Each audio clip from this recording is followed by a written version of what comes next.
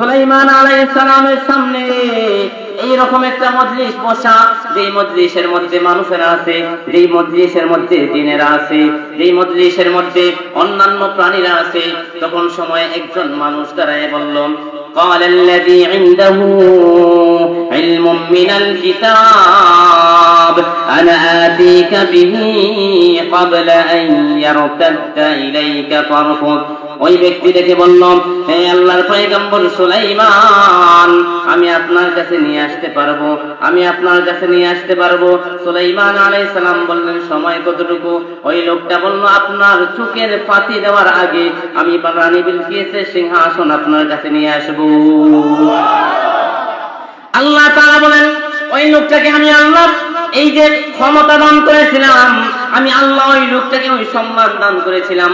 কেন দান করেছিলাম? আল্লাহ বলেন, قال الذي عنده علم من الكتاب, ওই লোকটার কাছে কিতাবের ইলম ছিল, এর জন্য আল্লাহ তাআলা এই লোকটাকে এত ক্ষমতা দান করেছিলেন।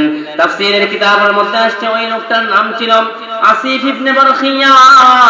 আসিফ ইবনে বরখিয়া দাঁড়ায় বলে, হে আল্লাহর পয়গম্বর, হে আল্লাহর পয়গম্বর, আমি আপনার কাছে নিয়ে আসতে পারবো।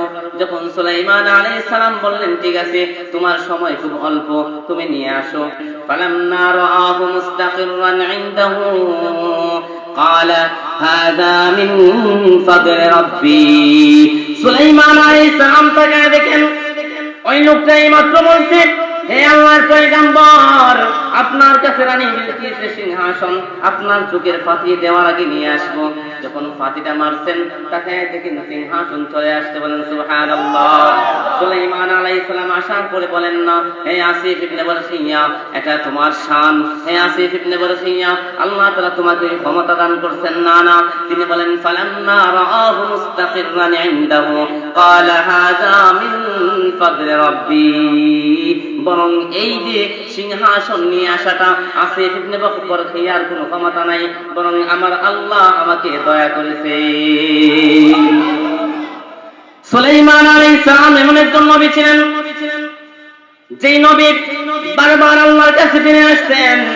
আল্লাহ তাআলা একবার সুলাইমান আলাইহিস সালামের সামনে যখন পৃথিবীর সবচেয়ে সুন্দর সুন্দর ঘোড়া উপস্থাপন করলেন,